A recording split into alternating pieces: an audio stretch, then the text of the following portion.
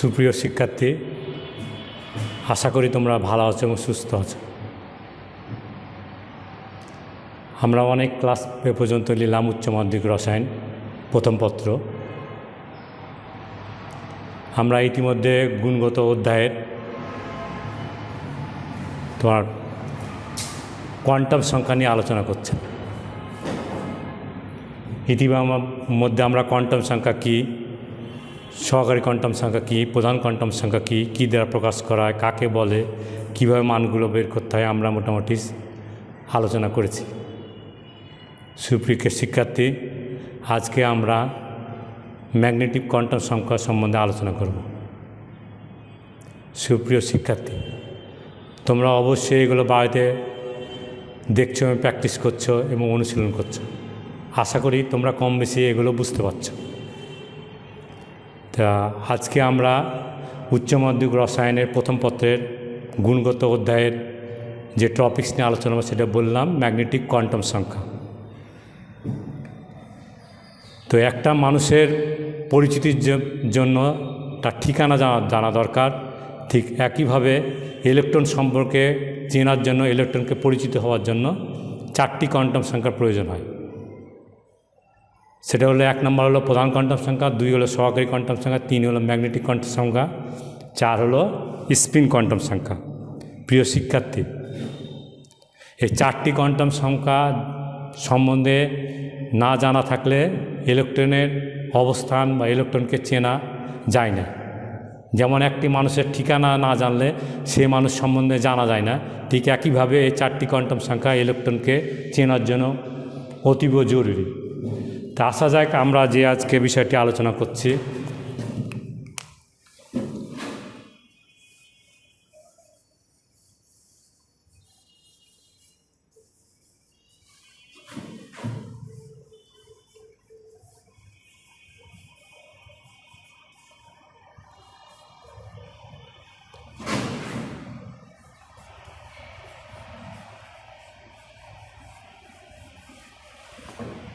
চৌম্বক কোয়ান্টাম সংখ্যা,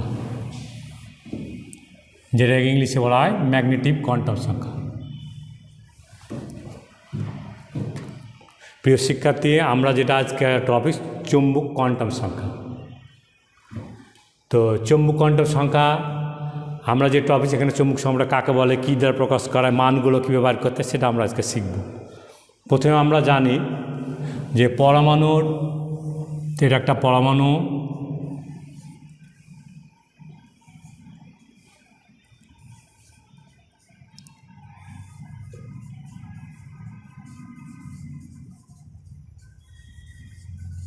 নিউক্লিয়াস, আর এটা ইলেকট্রন। আমরা জানি পরমাণু কেন্দ্রে ধনাত্মক চার্জযুক্ত নিউক্লিয়াস অবস্থান করে এবং কক্ষপথে বাইরে ঋণাত্মক চার্জযুক্ত ইলেকট্রন অবস্থান করে। ফলে পরমাণুর ভিতরে একটি বিদ্যুৎ ক্ষেত্র সৃষ্টি হয়। এর প্রভাবে চৌম্বক ক্ষেত্র সৃষ্টি হয় এবং চৌম্বক ক্ষেত্রের প্রভাবে পরমাণুর ইলেকট্রনের বিভিন্ন অরবিটালের ত্রিমাত্রিক দিক বিন্যাস বা অভিবিন্যাস ঘটে থাকে। ত্রিমাত্রিক দিক স্থিতি বা বিন্যাস, আবার এটাকে আবার অভিবিন্যাসও বলা হয়।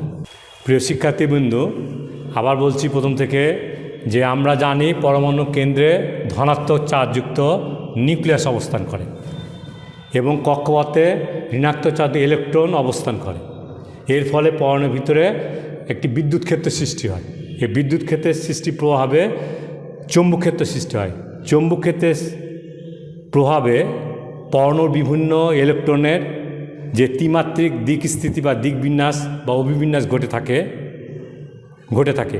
এখন যে কোয়ান্টাম সংখ্যার সাহায্যে ইলেকট্রনের ত্রিমাত্রিক দিক স্থিতি প্রকাশ করা হয় তাকে আমরা বলবো চৌম্বক কোয়ান্টাম সংখ্যা বা ম্যাগনেটিক কোয়ান্টাম সংখ্যা। প্রিয় শিক্ষার্থীবৃন্দু, তাহলে আমরা কি বললাম যে চৌম্বক ক্ষেত্রের প্রভাবে পরমাণুর ইলেকট্রনের ত্রিমাত্রিক দিক স্থিতি বা অভিবিন্যাস ঘটে থাকে। অর্থাৎ পরমাণু যে ইলেকট্রন থাকে তার অরবিটালে ত্রিমাত্রিক দিকস্থিতি বা অভিবিন্যাস ঘটে থাকে। এখন যে কোয়ান্টাম সংখ্যার সাহায্যে প্রকাশ করা হয় তাকে আমরা বলবো চৌম্বক কোয়ান্টাম সংখ্যা। তাহলে আমি আবার রিপিট করছি, ভালো করে তোমরা শুনো। কি বললাম? যে পরমাণু কেন্দ্রে ধনাত্মক চার্জযুক্ত নিউক্লিয়াস থাকে এবং কক্ষপথে থাকে ঋণাত্মক চার্জযুক্ত ইলেকট্রন।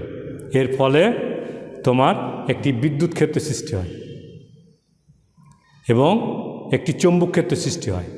এই চৌম্বক ক্ষেত্রের প্রভাবে পরমাণুর ইলেকট্রনের বিভিন্ন অরবিটালে ত্রিমাত্রিক দিকস্থিতি বা অভিবিন্যাস ঘটে থাকে। যে কোয়ান্টাম সংখ্যার সাহায্যে ইলেকট্রনের যে দিকস্থিতি বা দিকবিন্যাস প্রকাশ করা হয় তাকে আমরা বলবো চৌম্বক কোয়ান্টাম সংখ্যা। চৌম্বক কোয়ান্টাম সংখ্যাকে এম দ্বারা প্রকাশ করে থাকে। প্রকাশ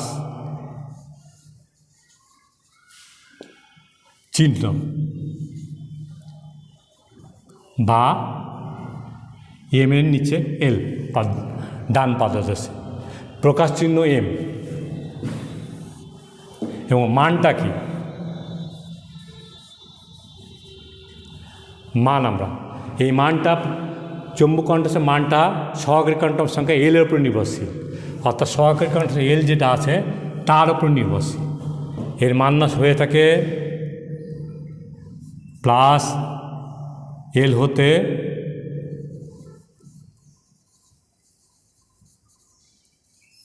শূন্য সহ মাইনাস এল পর্যন্ত, অথবা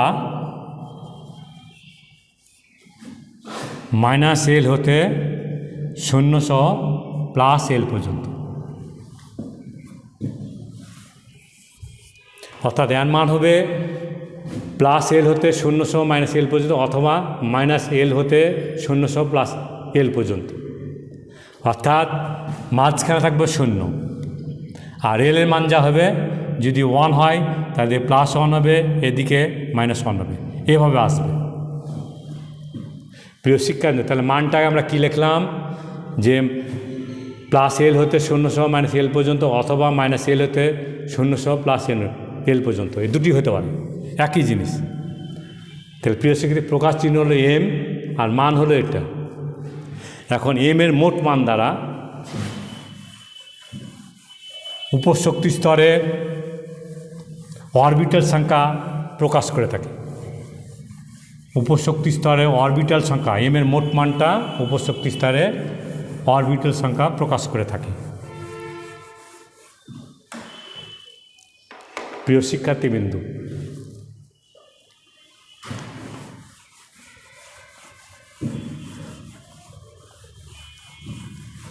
আমরা এখন একটু মানগুলো দেখি কীভাবে বের করতে হয়।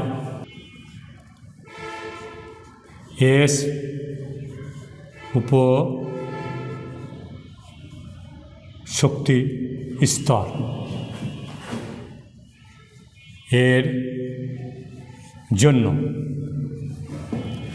এস উপশক্তি স্তরের জন্য আমরা জানি এসের জন্য এল এর মান কত? এল এর মান কত? 0। তাহলে এম এর মান হবে কত? অতএব এম এর মান কত হবে? আমরা আগে বলেছি এল এর মান হলো মাইনাস এল, মাঝখানে 0 প্লাস এল। এখন আমরা এখানে বসাবো এস উপশক্তি স্তরে এল এর মান 0, তাহলে আমরা 0 যদি বসাই তাহলে আমরা পাবো এখানে 0, এখানে 0 আছে, এখানে 0, তো গোটাটাই 0। অর্থাৎ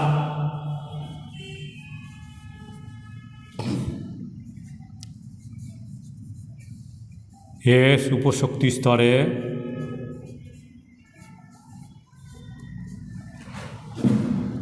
ওই উপস্তরে একটি অরবিটাল।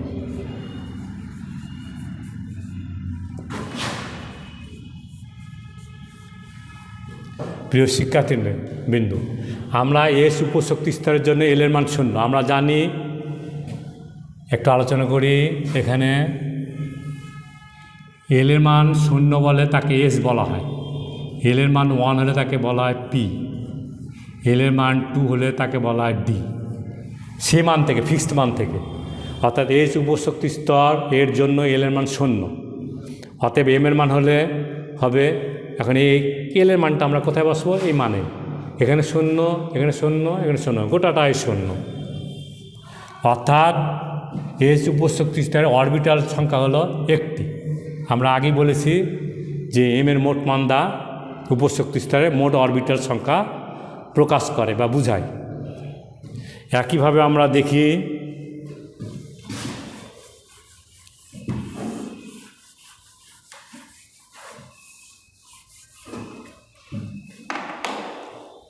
একইভাবে পি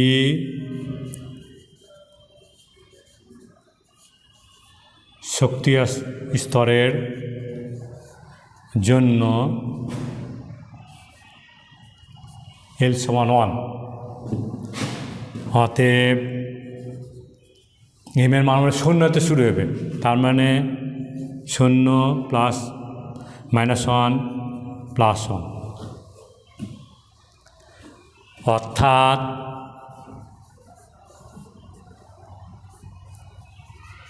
পি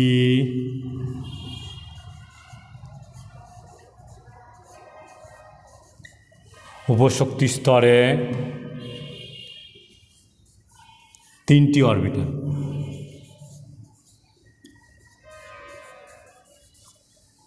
অর্থাৎ অরবিটাল সংখ্যা 3টি।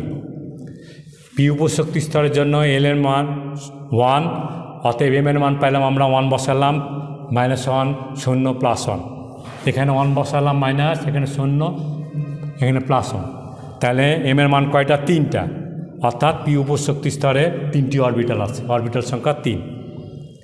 একইভাবে আমরা দেখব ডি।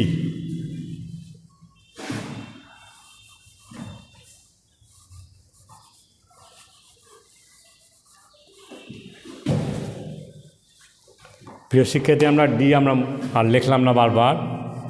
ডি উপশক্তি স্তরের উপশক্তির জন্য 2,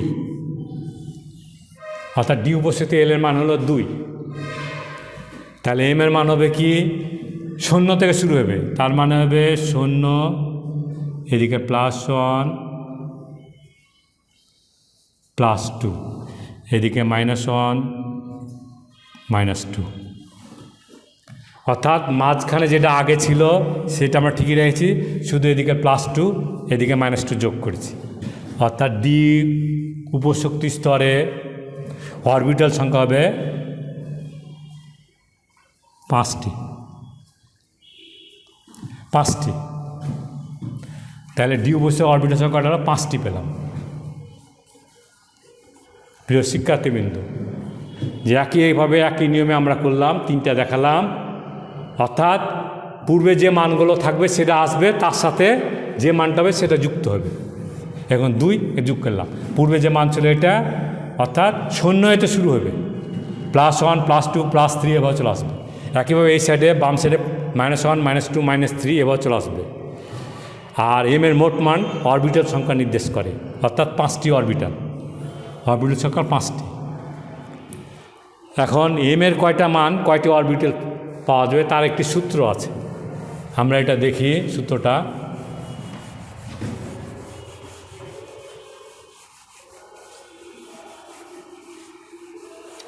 অর্থাৎ অরবিটাল সংখ্যা কয়টা হবে এই সূত্র থেকে বের করা যায়। অর্থাৎ এম এর মানটা হবে, এম এর মানের সূত্র, অর্থাৎ এই সূত্র সাহায্যে বের করা যায়। অর্থাৎ কয়টা অরবিটাল সংখ্যা হবে, অরবিটাল কয়টি হবে এখান থেকে বের করা যায়, অর্থাৎ এম এর মোট মানটা এখান থেকে বের হয়ে যায়। আমরা দেখি পূর্বে যেমন দেখলাম, এস এর ক্ষেত্রে দেখি, এস এর জন্য, তাহলে এস এর জন্য এল কত? 0, তাহলে 0 বসাও 1, তাহলে 0 + 1 = 1, অর্থাৎ আমরা এসে দেখেছিলাম অরবিটাল সংখ্যা 1টি, এখান থেকে বের গেল, একটি পাওয়া গেল। একইভাবে এই ডি অরবিটালের ক্ষেত্রে দেখি, ডি অরবিটালের জন্য দেখি, ডি এর জন্য প্রিয়সিকে মান বসে আমরা। ডি এর ক্ষেত্রে এল এর মান কত? 2। তাহলে 2 এখানে বসায় সূত্র 2 গুণন 2 প্লাস 1, তাহলে 2 2 4, 1 5, 5টি। এই যে দেখো 5টি, ডি অরবিটালের ক্ষেত্রে অরবিটাল সংখ্যা হলো 5টি। একইভাবে আমরা পি এর ক্ষেত্রে বের করতে পারবো কেমনভাবে? আমরা পি এর ক্ষেত্রে কয়টা অরবিটাল সংখ্যা লিখেছিলাম? 3টি। দেখো এই সূত্রে বসায় পি এর ক্ষেত্রে, সূত্রে বসায় পি এর ক্ষেত্রে এল এর মান কত আমরা জানি 1, তাহলে বসাও এই সূত্রে বসায় 2 গুণন এল এর মান 1 প্লাস 1, তাহলে 2 প্লাস 1 ইকুয়াল টু 3, অর্থাৎ অরবিটাল সংখ্যা 3টি। তাহলে এই সূত্রের সাহায্যে আমরা অরবিটাল সংখ্যা ব্যবহার করব। এম এর মোট মান ব্যয় কত? এই সূত্রের সাহায্যে। সূত্রটা অবশ্যই গুরুত্বপূর্ণ, মনে রাখার চেষ্টা করবা। আর এই মানগুলো কীভাবে বের করতে হয় সেগুলো আমরা ট্রাই করবা, প্র্যাকটিস করবা প্রিয় শিক্ষার্থীবৃন্দ। আমরা এখন দেখব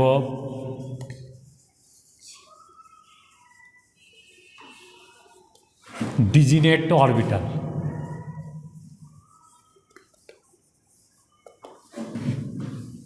আর একটা হলো নন ডিজিনেট অরবিটাল।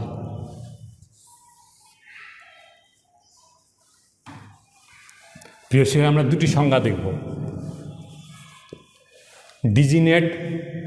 ডিজিনেট অরবিটাল আর নন ডিজিনেট অরবিটাল কি?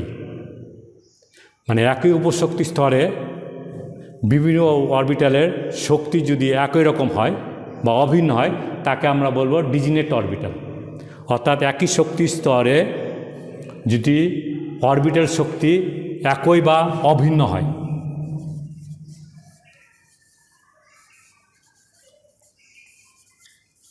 সেটা হবে 1 নাম্বারটা ডিজিনেট অরবিটাল। অর্থাৎ অরবিটালের শক্তি একই বা অভিন্ন হলে ডিজিনেট অরবিটাল হয়। আর যদি ভিন্ন হয়, অসমান হয়, একই উপশক্তি স্তরে বিভিন্ন অরবিটালের শক্তি যদি বিভিন্ন রকম হয় বা ভিন্ন হয় তাকে বলবো আমরা নন ডিজিনেট অরবিটাল। নন ডিজিনেট অরবিটাল আর ডিজিনেট অরবিটাল, এই দুটো খুবই গুরুত্বপূর্ণ। তোমরা পড়াশোনার চেষ্টা করবা, প্র্যাকটিস করবা, অনুশীলন করবা। প্রিয় শিক্ষার্থীবৃন্দ, আশা করি তোমরা বাড়িতে থাকবা, বাইরে গেলে অবশ্যই মাস্ক পরবা এবং স্বাস্থ্যবিধি মেনে চলবা। আল্লাহ হাফেজ।